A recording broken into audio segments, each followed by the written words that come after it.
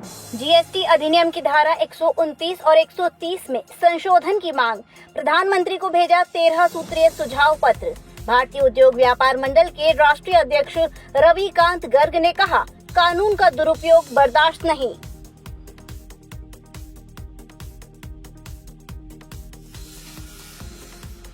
नमस्कार, multi news 24 India में आपका स्वागत है। इस समय हमारे साथ मौजूद हैं रविकांत गर्ग साहब, जो किसी परिचय का मोहताज नहीं है, लेकिन फिर भी मैं आपको बता दूं, आप भारतीय उद्योग व्यापार मंडल के राष्ट्रीय अध्यक्ष हैं और साथ ही उत्तर प्रदेश व्यापारी कल्याण बोर्ड के चेयरमैन भी हैं और भारतीय जनता पार्टी के राष्ट्रीय परिषद के सदस्य भी हैं। साथ ही आप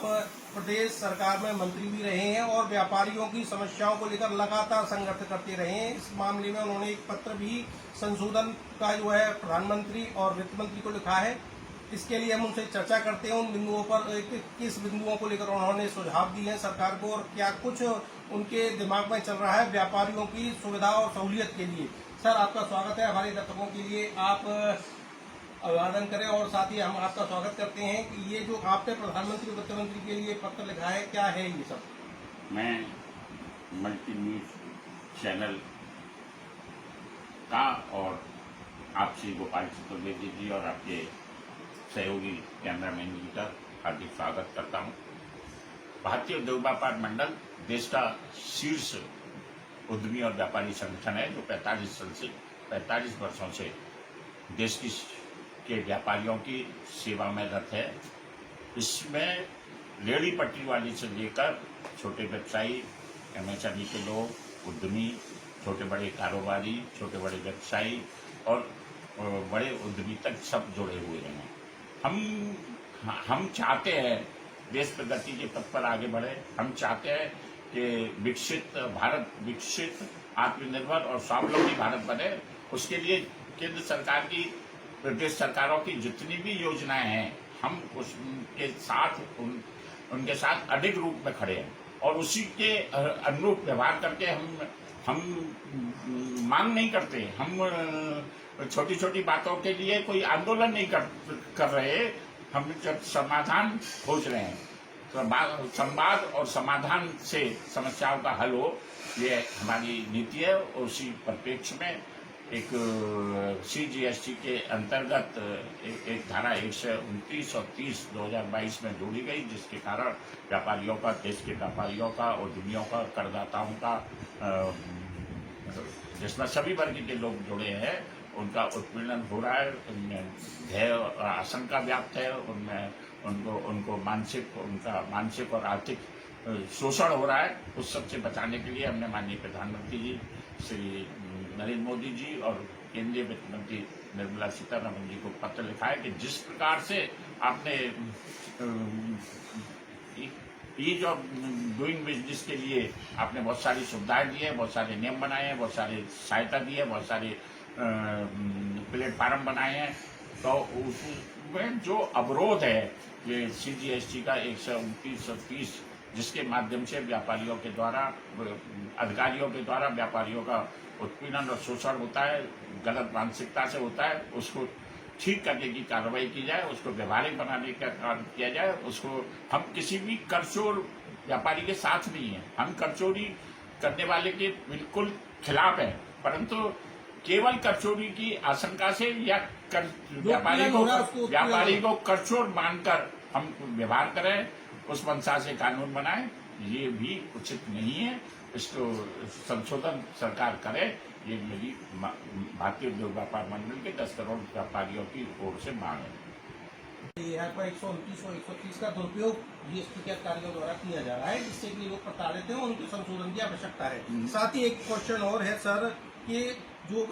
त्रुटियां होती हैं टाइपिंग की या मिस्टेक हो जाती है बाई मिस्टेक, तो उस पर भी इस तरह से उत्पीड़न हो रहा है। उसे लेकर आप क्या देखते हो, किस तरह का आप सुझाव चाहेंगे, क्या सरकार से उम्मीद रखती है? हमारा सोच है कि धारा 129 और 30 जो बनाई गई है, वो व्यापारी को बेईमान मानकर बनाई गई है जी, जिसका कि कोई औचित्य नहीं है। व्यापारी को या करदाता को ईमानदार मानकर हम उस सोच से जब किसी नियम का कानून को बनाएंगे, तो निश्चित रूप से उसका समाधान होगा धारा 129 में जो प्रावधान है, उन प्रावधानों के अनुसार छोटी सी त्रुटि, चाहे वो टंकर त्रुटि हो, चाहे वो लिखिए त्रुटि हो, चाहे वो शब्दों की त्रुटि हो, चाहे वो अंकों की त्रुटि हो, उनको भी कर आरोपित कर वंचना मानकर जिस प्रकार से, या उसको कर चोर मानकर जिस प्रकार से उसके साथ व्यवहार किया जाता है, उसका उत्पीड़न किया जाता है, वह बर्दाश्त के बाहर है। सर एक चीज और, गुड फेथ प्रोटेक्शन, इसको लेकर एक नियम बनाया है, इससे ईमानदार जो व्यापारी हैं उन्हें क्या लाभ मिलेगा? गुड फेथ प्रोटेक्शन बनाया नहीं है, हमारी मांग है कि बनाया जाना चाहिए। जब ईमानदारी से कोई व्यापार कर रहा है, वो राष्ट्र की प्रगति में, देश की प्रगति में, राज्य की प्रगति में, अर्थव्यवस्था को मजबूत बनाने में, विकसित भारत और स्वावलंबी आत्मनिर्भर भारत बनाने में अपना योगदान दे रहा है। हम सभी से इन्वेस्टमेंट के लिए, व्यापार को बढ़ाने के लिए अनेक योजनाओं के माध्यम से सहयोग कर रहे हैं, उनको समर्थन कर रहे हैं, उनके लिए सुविधा उपलब्ध करा रहे हैं, उनके लिए साधन उपलब्ध करा रहे हैं। तो फिर उसको, उसके हरिसमेंट के लिए इस प्रकार का कानून बनाए जाने की आवश्यकता नहीं थी। अब उसको एक प्रोटेक्शन का कॉलम बनाकर, अगर जो ईमानदारी से काम कर रहा है और जो शुद्धता से कर देता के रूप में कार्य कर रहा है, तो उसको प्रोटेक्शन भी मिले, जिससे उसका उत्साहवर्धन हो और वो दूरी गति से अपना काम कर सके। एक पॉइंट और है, जैसे कि अधिकारी वर्ग ट्रांसपोर्टों के वाहनों को जब्त कर लेती हैं, तो ऐसी स्थिति में व्यापार मंडल जो है वो किस तरह की सहूलियत चाहता है सरकार से, और ये समस्याओं के निदान कैसी होनी चाहिए? पहले चाहे केंद्र का शासन हो, चाहे प्रदेश का शासन हो, उनकी मंशा व्यापारी के उत्पीड़न की रहती थी। अब हमें विश्वास है, देश के 10 करोड़ व्यापारियों की ओर से मैं जिम्मेदारी के साथ कह सकता हूं कि केंद्र में की सत्ता में बैठे हुए लोग हों या विभिन्न राज्यों में बैठे हुए जो मुख्यमंत्री और उनका जो तंत्र है, वो किसी का उत्पीड़न नहीं चाहता, उत्पीड़न के माध्यम से शोषण नहीं चाहता। तो फिर एक चारागाह के रूप में व्यापारी को प्रस्तुत नहीं किया जाए, उसको उपयोग नहीं किया जाए। इसलिए आवश्यक है कि नियमों में संशोधन हो, और जो जिस प्रकार से माल को रोक लिया जाता है, जब अगर वो गलत है, उसकी एंटी ईवे बिल उसके पास नहीं है, या उसको कर देता नहीं है, उसका वैलिड रजिस्ट्रेशन नहीं है, लेने वाले का भी रजिस्ट्रेशन सही है और देने वाले का भी रजिस्ट्रेशन, भेजने वाले का भी रजिस्ट्रेशन सही है, और वो सच्चा करदाता है, तो फिर उसके खिलाफ अगर कोई किसी कागज में, किसी दस्तावेज में कोई त्रुटि रह गई है, तो उसे ठीक कराने की व्यवस्था चाहिए, ना कि उसके उत्पीड़न की और उसको माध्यम बनाकर उसको करचोर साबित करने की मंशा किसी की नहीं होनी चाहिए। इसलिए ट्रकों को अच्छा, आज इंफ्रास्ट्रक्चर को इतना मजबूत बनाया जा रहा है, 4 वे, 4 लेन, 6 लेन, 8 लेन, 12 लेन तक, और मेट्रो और सारी ओवरब्रिज और सब चीज बनाए जा रहे हैं। तो वो व्यापार को बढ़ाने के लिए भी है, सुगमता लाने के लिए भी है, यातायात की कोई चीज सुगमता को बढ़ाने के लिए है, जिससे कि एक जगह का माल दूसरी जगह पहुंच सके। परंतु अगर इस प्रकार से माल को रोककर, ट्रकों को रोककर या किसी भी वाहनों को रोककर इस प्रकार से चेकिंग की जाए, वहां तक तो समझ में आता है, परंतु चेकिंग के बाद उनको हमने रोका है तो फिर किसी न किसी रूप से इससे दंडित होना ही चाहिए, या दंडित नहीं हो तो उसके माध्यम से हमारा कैसे अपना निजी स्वार्थ हल हो, इस मंशा से अगर अधिकारी काम करेंगे तो फिर देश की प्रगति, चाहे वो आर्थिक प्रगति हो और चाहे वो औद्योगिक विकास हो, चाहे विकसित भारत के लिए एक बुनियादी स्ट्रक्चर हो, उसे खड़ा करने में दिक्कत आएगी। अच्छा सर, आपने बहुत से व्यापारी को देखा होगा अगर डिजिटल विंडो की मांग कर रहे हैं, तो आपके संगठन की भी एक ये बहुत बड़ी मांग है, इसे लेकर क्या सहूलियत हो सकती है उससे, और ऐसे क्या सुझाव हैं संगठन के? सारा कुछ जब डिजिटल हो रहा है और डिजिटल माध्यम से हम अपने रिटर्न भी भर रहे हैं, डिजिटल माध्यम से हम अपना कर भी अदा कर रहे हैं। डिजिटल माध्यम से हमको नोटिस भी दिया जा रहा है, डिजिटल माध्यम से और भी बहुत सारी चीजें हो रही है। तो इस चेकिंग का काम भी डिजिटल माध्यम से हो, जिससे कि उसमें पारदर्शिता आए। जब डिजिटल होगा तो वो ऊपर तक सब अधिकारियों के संज्ञान में होगा। बहुत कुछ परिवर्तन किए गए हैं, परंतु अभी और बहुत सारी चीजों के परिवर्तन और उससे डिजिटलीकरण की आवश्यकता है। उसको शीघ्रता से, तत्परता से, प्राथमिकता पर पूरा किया जाना चाहिए। एक सवाल और है, जैसे जो वाहन जब्त हो जाती है उसमें जो सामान होता है वो कुछ ऐसी चीज़ें होती हैं कि टाइम पर एक्सपायरी हो जाती हैं, तो उससे व्यापारियों को बहुत बड़ा नुकसान होता है। ऐसी समस्याएं कई व्यापारियों के साथ आती हैं, तो ऐसे में सरकार को क्या करना चाहिए? ये व्यापारियों का नुकसान तो है ही, परंतु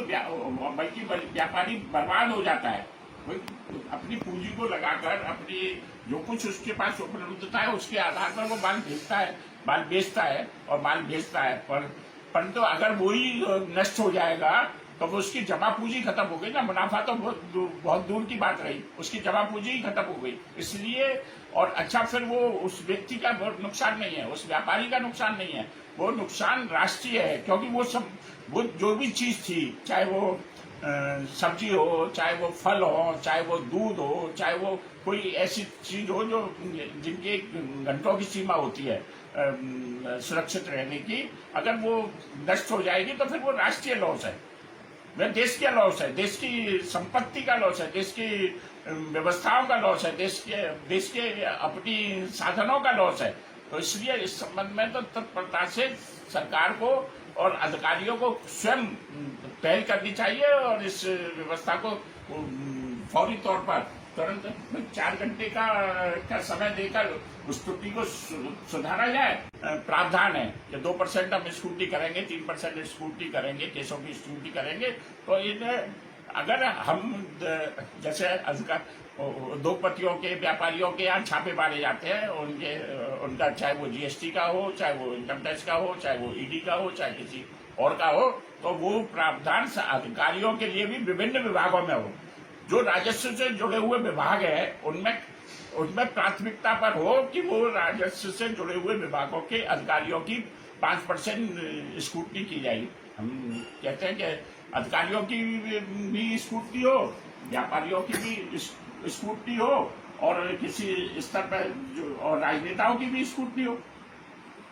एक सवाल और, आपने जो सुझाव दिए हैं इससे जो है किसी और डूइंग बिजनेस और एमएसएमई में क्या सुधार होगा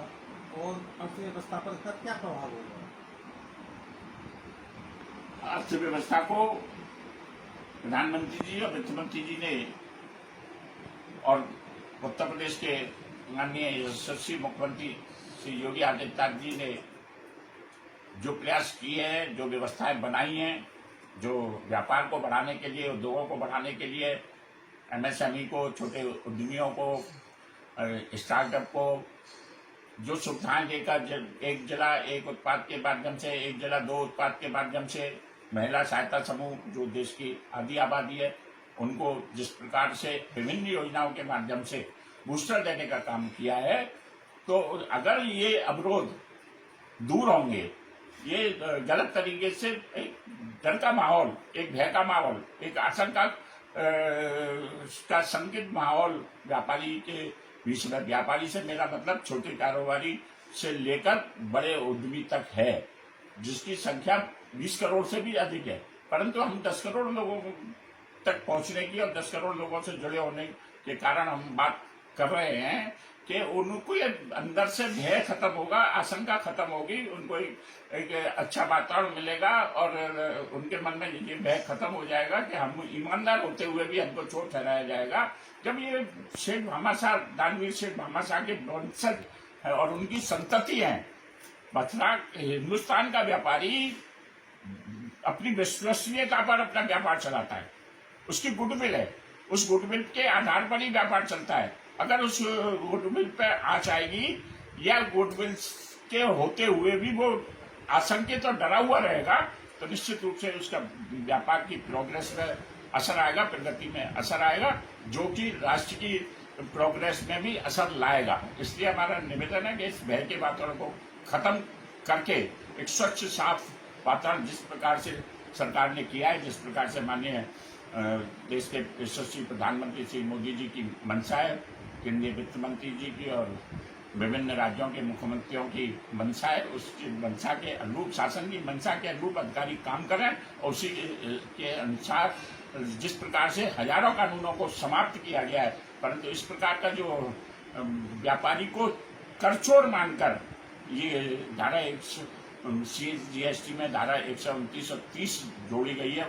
प्रावधान किया गया है, उसको समाप्त किया जाए या उसमें जो सुझाव हमने दिए है उसके अनुसार संशोधन किया जाए। यह देश की प्रगति के लिए आवश्यक है और उससे मैं समझता हूँ कि राजस्व भी बढ़ेगा और आर्थिक प्रगति भी, औद्योगिक प्रगति भी होगी। मैं विश्वास के साथ ये भी कह सकता हूँ कि 2 साल में जो वर्तमान में जो जीएसटी का राजस्व है, 2 साल में कम से कम 25% राजस्व बढ़ेगा। इसकी मैं भारतीय उद्योग व्यापार मंडल की ओर से सरकार को गारंटी भी लिख के दे सकता हूँ।